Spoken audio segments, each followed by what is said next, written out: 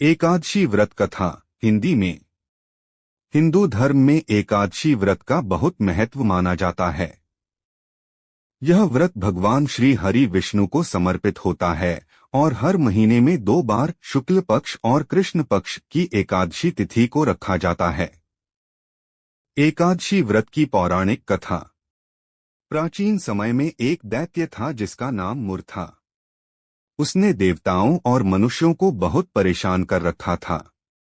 सभी देवता उसकी अत्याचार से दुखी होकर भगवान विष्णु की शरण में गए। भगवान विष्णु ने मुर दैत्य से युद्ध किया। यह युद्ध कई वर्षों तक चलता रहा।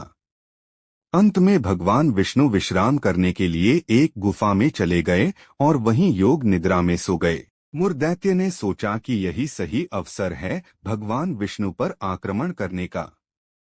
जैसे ही वह हमला करने आगे बढ़ा, तभी भगवान विष्णु के शरीर से एक दिव्य शक्ति प्रकट हुई। वह एक सुंदर कन्या के रूप में थी। उस कन्या ने मुर दैत्य से युद्ध किया और उसे मार डाला। जब भगवान विष्णु की नींद खुली तो उन्होंने उस कन्या को देखा और प्रसन्न होकर उससे वर मांगने को कहा।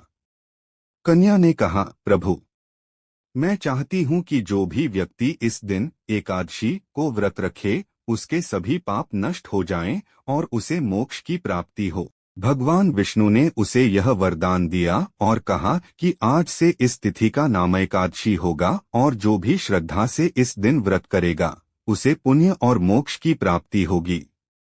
एकादशी व्रत का महत्व। इस दिन व्रत रखने से सभी पापों का नाश होता है।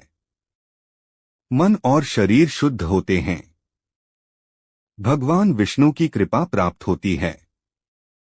जीवन में सुख, शांति और समृद्धि आती है।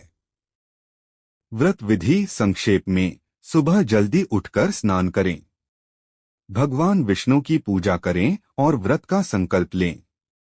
दिन भर फलाहार करें या निर्जल व्रत रखें, शक्ति अनुसार। भगवान का भजन कीर्तन करें। अगले दिन द्वादशी को व्रत का पारण करें।